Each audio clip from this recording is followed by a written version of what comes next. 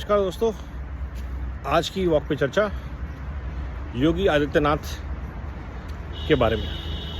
क्यों योगी model of UP Bharat की next level of growth के लिए बहुत इम्पोर्टेंट है। जहां मोदी जी एक राष्ट्र ऋषि के भाव से काम करते हैं, वहीं योगी जी गोरखनाथ मठ के महंत हैं और महंत होने के नाते उनका किसी भी चीज़ से लगाव है ही नहीं ना। और अगर आप देखेंगे उनकी वेशभूषा हमेशा एक सी रहती है, उनका चाल चलन, खान पान, व्यवहार लगभग एक सा रहता है, क्योंकि वो महंत हैं। कहाँ के? गोरखनाथ मठ के। ऐसा व्यक्ति जिसके पास मठ की संपत्ति तो अकूट है, यूनिवर्सिटीज़ हैं, हॉस्पिटल्स हैं, ज़मीनें हैं, लेकिन भाव एक भिक्षु का है। ऐसा व्यक्ति आज उस प्रदेश को चला रहा है जहां अपराध, भ्रष्टाचार और परिवारवाद ने पिछले 30-40 सालों में खोखला कर दिया प्रदेश को। चाहे सरकार कांग्रेस की रही हो, बसपा की रही हो और यादवों की रही हो, सबने मिलके ब्यूरोक्रेट्स, अफसरशाही के साथ प्रदेश को लूटा। और जब योगी जी ने बागडोर संभाली तो भयमुक्त, अपराध मुक्त उत्तर प्रदेश बनाने का जो संकल्प लिया, वो हमने डिलीवर होते हुए देखा है उत्तर प्रदेश की जनता ने। उसके बाद आए कुछ बहुत ही ज़बरदस्त प्रोग्राम्स, इन्वेस्टर समिट से लेकर के ओडीओपी तक, और उन सब का इम्प्लीमेंटेशन। और ये योगी मॉडल जो है, ये गुजरात मॉडल से इसलिए बेटर है कि गुजरात हमेशा से एंटरप्राइजिंग स्टेट था, बिजनेसमैन थे, माइंडसेट था। हल्का सा मोदी जी ने उसको, एनवायरनमेंट को चेंज किया, अपराध हटा दिया, दंगे हटा दिए, सिस्टम को स्ट्रीमलाइन कर दिया। गुजरात भारत की ग्रोथ का इंजन बन गया।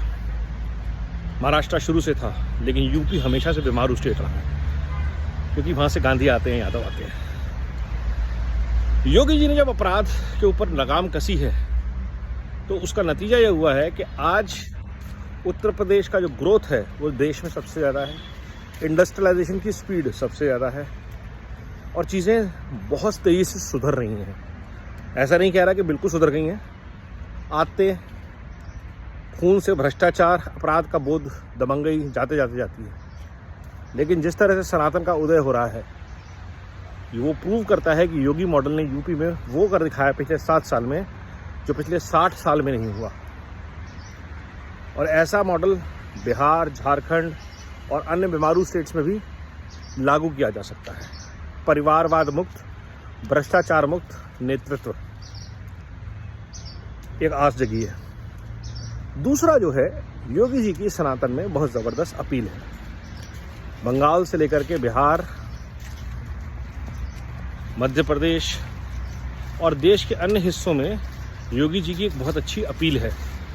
उनके फॉलोअर्स हैं, लोग बिलीव करते हैं, क्योंकि एक संत हैं और संत सा उनका जीवन है, संत सा खान पान है, लेकिन एडमिनिस्ट्रेटर वो बहुत ज़बरदस्त हैं।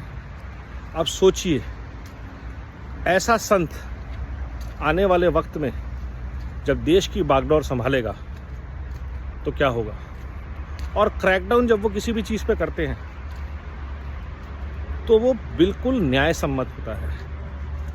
आपको अपने धर्म, आस्था के हिसाब से जो भी करना है करिए, पूजा पद्धति करिए, लेकिन अपराध अलाउड नहीं है, अराजकता अलाउड नहीं है, किसी भी तरह की भ्रष्टाचार अलाउड नहीं है। ये जो प्रयास है लगातार प्रदेश को प्रगति की ओर ले जाने का, अपराध से, धार्मिक उन्माद से अलग रखने का, सनातन भाव को आगे बढ़ाने का, वो बहुत प्यारी चीज़ है।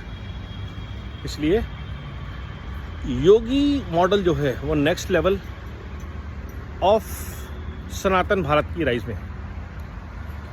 और भी बहुत सारी चीज़ें जो योगी जी को ज़बरदस्त बनाती हैं, वो है उनकी यंग एज, वो है उनकी डिटर्मिनेशन, वो है उनकी विजन और clarity of thought. He is very clear, he is not a guy who mince words. तो जहाँ दुनिया भर में rise of east, rise of right wing बोला जा रहा है, इंडिया में तो राइट विंग ऑलरेडी राइज पर है।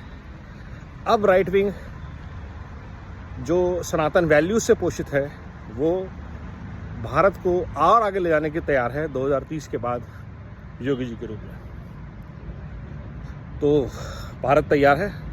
वंदे भारत, वंदे मातरम।